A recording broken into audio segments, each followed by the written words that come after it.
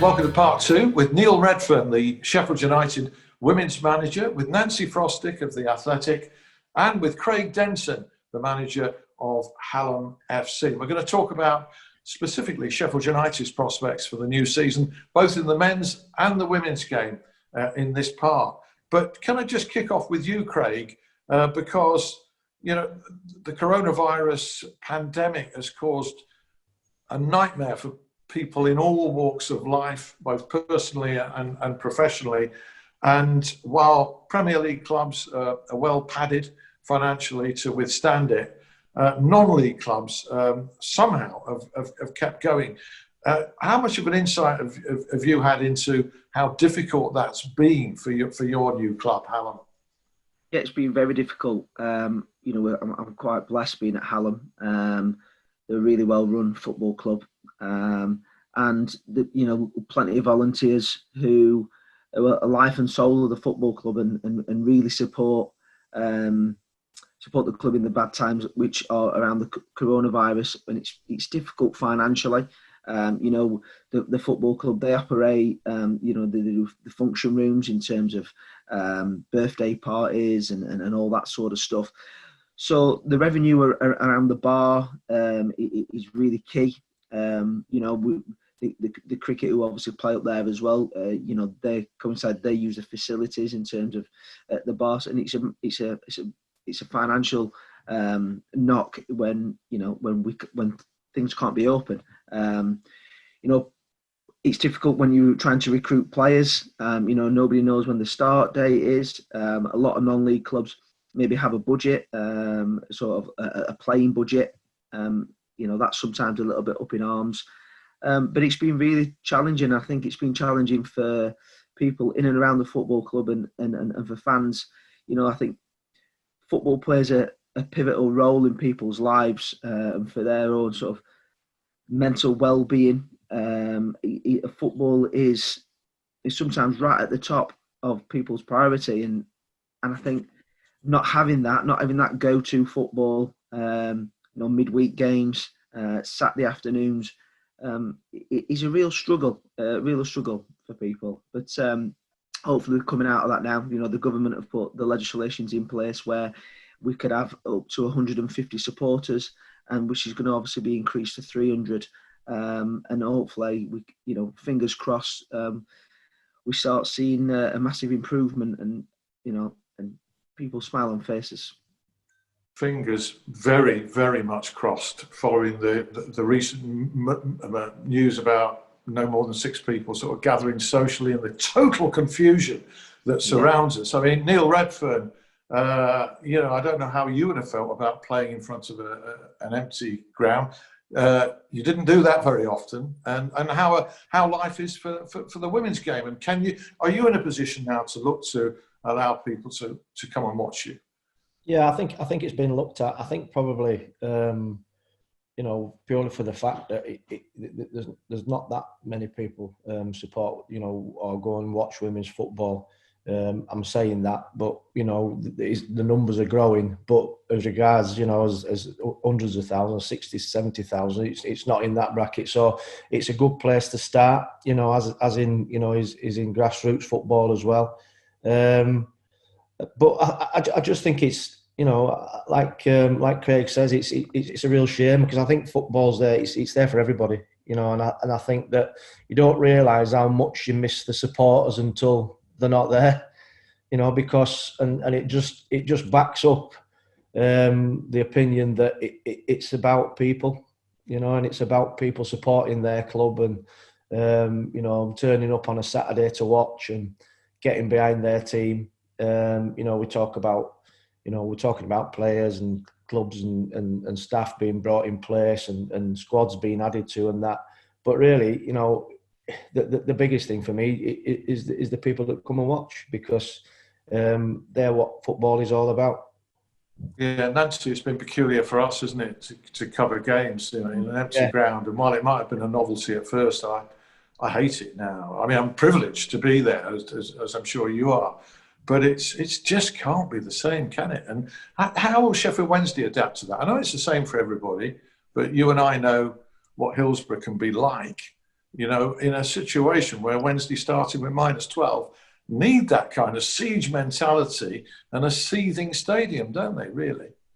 Yeah, I mean, it has been a real privilege, obviously, to be one of the few people that can actually go to games, and it's nowhere near the same as when the fans are there, and we'll all miss that, and we all feel that when we've spoken to any of the players. They've all said, God, we can't wait for fans to be back, just because it makes game day for them. But in terms of Wednesday, yeah, I mean, this is a time more than any other where they really need the swell of the Hillsborough crowd kind of behind them, and obviously they're not going to be there. So I think in some respects it could work in their favour, especially if maybe they find themselves a goal down or they're struggling away from home, where normally the travelling Wednesday fans are amazing, but if you're in the minority compared to a really loud home support, then I think it possibly could work for them. But yeah, it's reconnecting with the fans is something that Gary Monk's kind of spoken about a lot, and I think it's going to be so important to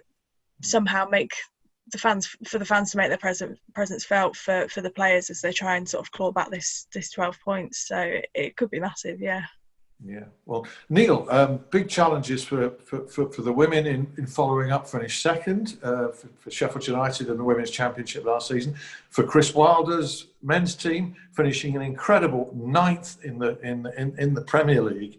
They're both realistically tall orders to equal or top those, aren't they? Yeah, absolutely. But I think that's the beauty of being positive and wanting to succeed and get better. You want to be part of that than something that's not. And I think that this moment in time at Sheffield United, for me, I mean, looking at last season when we went down there, I covered for Talk Sport and watched games. Just the feeling, from the supporters and the way the team played, and the way the club projected itself. It's just a really positive, forward-thinking club.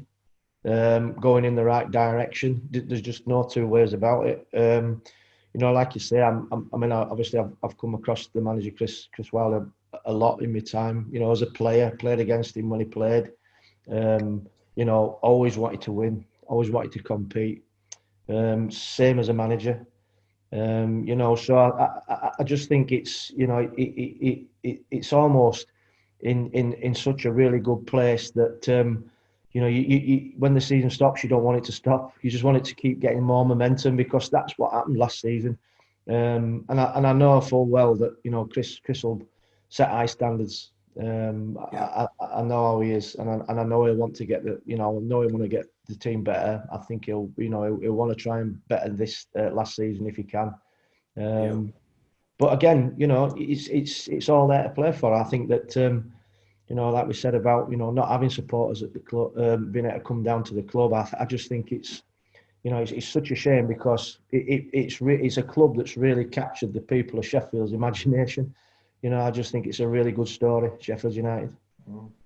Yeah, we'll continue with this. We seem to have, Craig Denton seems to have dropped out momentarily. We'll try and get him back before the end of the show, but we'll continue. It could well be that he's having to assist in new baby duties or change a nappy or something like that in the background.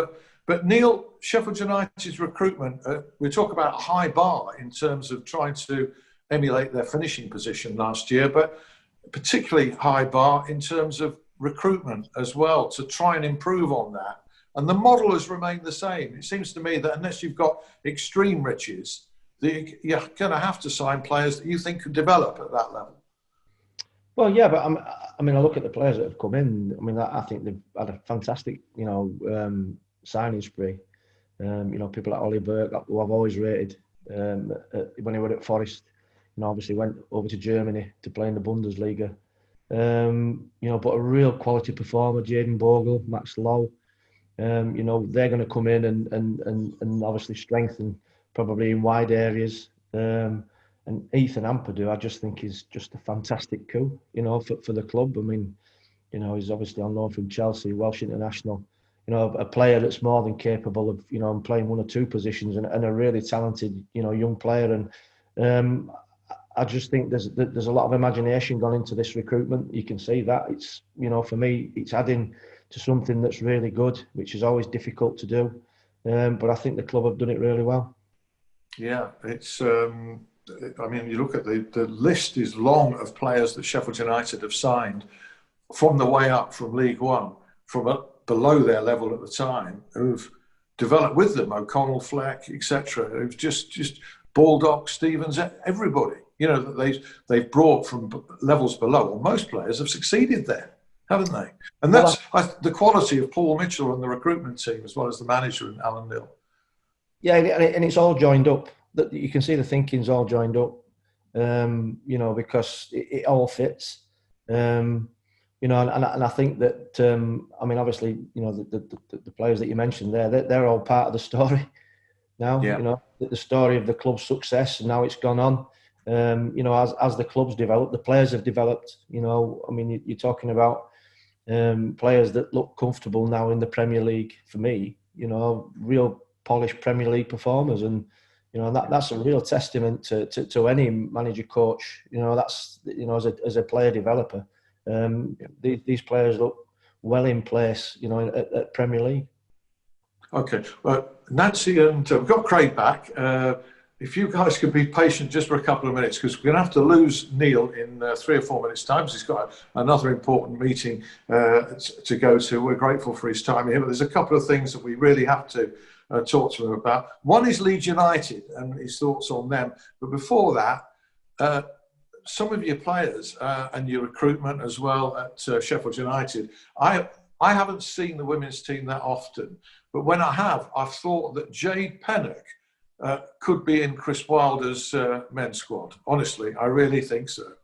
Yeah, she's a really talented girl, Jade. I mean, obviously, I knew about her at Bells. You know, we had her at Doncaster Bells. She came from Harrogate, but she's gone to Sheffield United and just really picked up the mantle. She was fantastic for the women's team last season, as was Katie Wilkinson. You know, we've recruited, the club's recruited ever so well, bringing Mel Johnson in, who was top scorer for Aston Villa women last season. Obviously, they got promoted to the top flight. So this all adds into that forward thinking. You know, that you know, where we've perhaps lost a couple of players, we've looked to bring players in, and you know, we've got a real good bunch of young players as well that I'm really excited about. You know, youngsters like Kerry Matthews and Lucy Watson, Charlie Doherty. These are really good young players that have come through the RTC programme. Obviously, part of my background as well is developing young players, and the staff at the RTC programme have done absolutely fantastic to get these youngsters through. So they're a really good group, and I'm really looking forward to working with them. Yeah, and Leeds United, you had a spell there, a very successful spell in terms of results, at a very difficult time, a turbulent time in Leeds United's history, chaotic ownership, dare I say, at the time.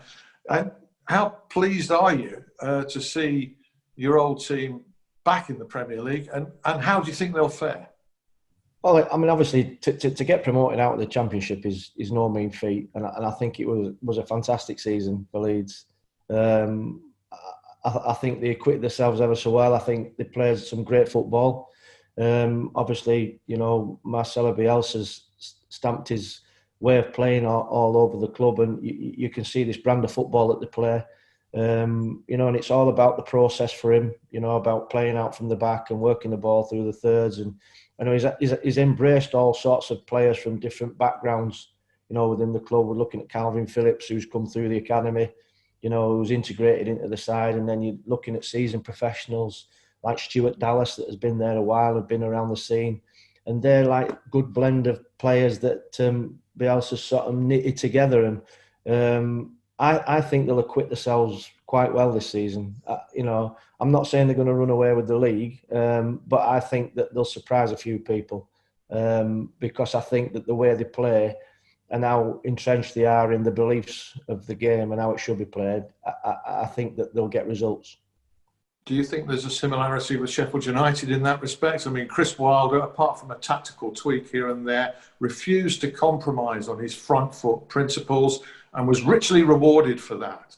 Do you see Bielsa having a similar mindset about the Premier League and the way that they play?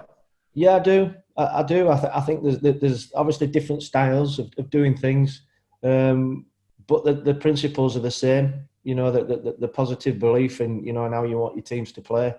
And I think that, you know, like you say, I mean, Sheffield United's proof of the pudding. You know, had a fantastic season in the Premier League last season, and I'm pretty sure maybe, you know, Leeds are looking at that and thinking, you know, we need to keep our identity to sort of emulate that, because and I think that Leeds are more than capable, you know, of going in and surprising a few people. It is a tough division.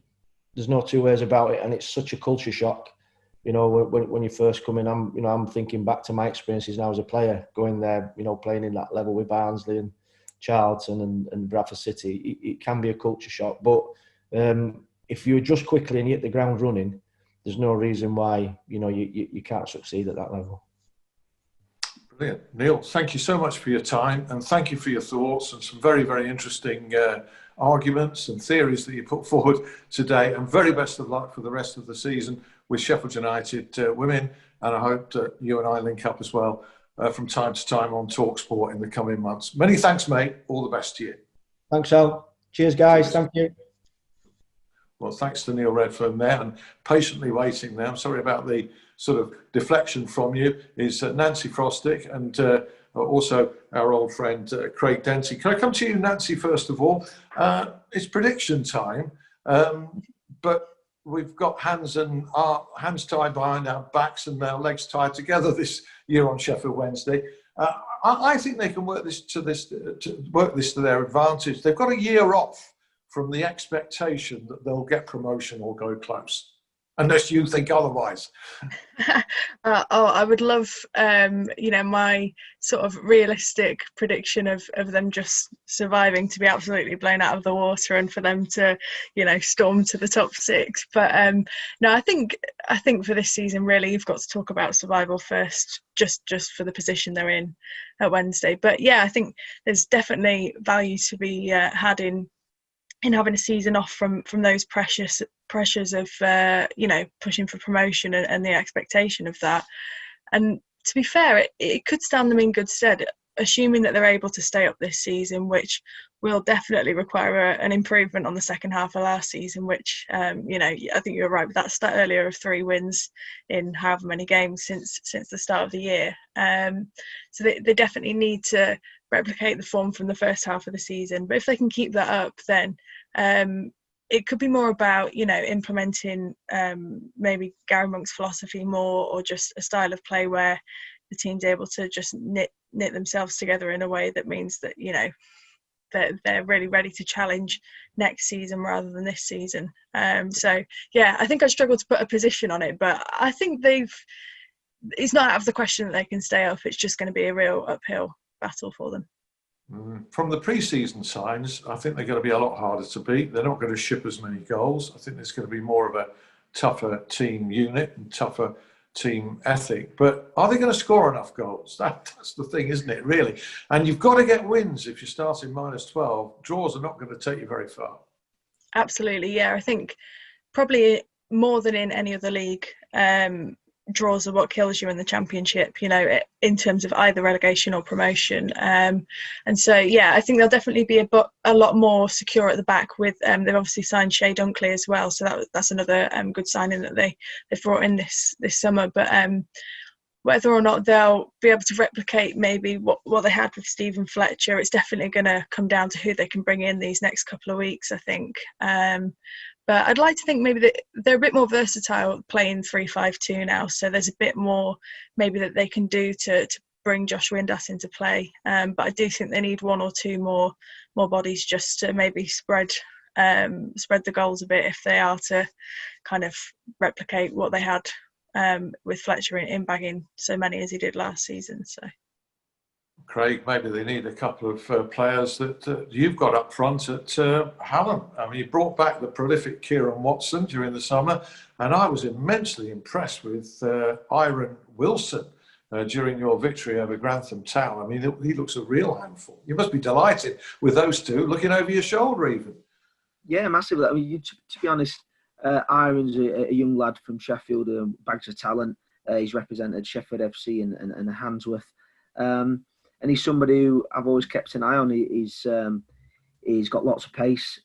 He wants to score goals. And I think, you know, putting him around the likes of Kieran Watson. We've got some really experienced centre forwards in terms of Chris Wood and Sam Folds, who signed last night. It's, you know, it's lovely to see, you know, young Sheffield players representing the likes of Hallam and other local football teams, and obviously flourishing and enjoying it. And I know Irony certainly is doing that. It was interesting to see not just spectators back at Sandygate Road, the oldest football ground in the world, but the excitement that was generated around the ground, which showed how much people have missed this game. And as you made the point earlier, it's football, sport, whether you like it or not, is very important for people's mental health and well-being, isn't it? And we shouldn't neglect that in terms of getting people back back into grounds, in my view. Absolutely. You know, safety is paramount. You know, people that just want to get going in the football world, and I've heard it before. Oh, it's only a game. It's only football. There's bigger priorities, and certainly, yeah, there is other priorities. But actually, for players' mental health, for supporters and volunteers, it's really key. You know, there's people. You know, volunteers, they come to the ground, supporters, they come and they socialise. And I think that's really important for people's mental health. And I really don't think we should sort of ignore that fact. Yeah, absolutely. It's also important for journalists' mental health as well. I think, Nancy, that there's a game there for us to cover. And despite everything, I think we're as excited as any other season, aren't we? Yeah, I think so. Just because there was so much uncertainty, you know, earlier in the year about whether we'd have any football, you know, for the near future to even cover it. I know that it's definitely made a big difference for me and a number of my colleagues that I've spoken to have just been able to go out to games and sort of get a small taste of match day, even if it's not the usual sort of full experience. And I think you definitely get that from talking to players as well. I mean, I only play sort of Sunday league level, and I know how much a difference it's been just to be able to play games again and kind of, you know, the benefits that has. So I think it's probably been a big boost for everyone involved in the game, really. And like Craig says, you know, sometimes football is the most unimportant thing in the world. So yeah, we can't really take it for granted. Do you know, that's a great quote, and I used it in my column quite recently, and I forget, and it's very improper of me. I forgot who came out with that first, but whoever said it first, genius. Yeah, it definitely wasn't me, but someone said it, and it stuck with me because I thought it's absolutely true. You know, we forget how much our lives revolve around football until suddenly it's not there, and you think, oh God, you know. What would we do without it? So yeah. Everyone, I think, is just so glad to be back in one way or another, and hopefully it's sort of back to normal as soon as possible. Yeah. The most important of the least important things in life. Yeah, that's football, isn't it? Is that right, Craig? Final word with you. It certainly is. It really is.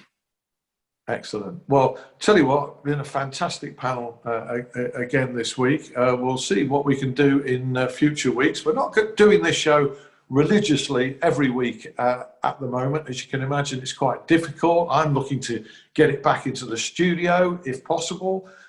Realise that hasn't been possible in recent months, so we're doing our best on Zoom.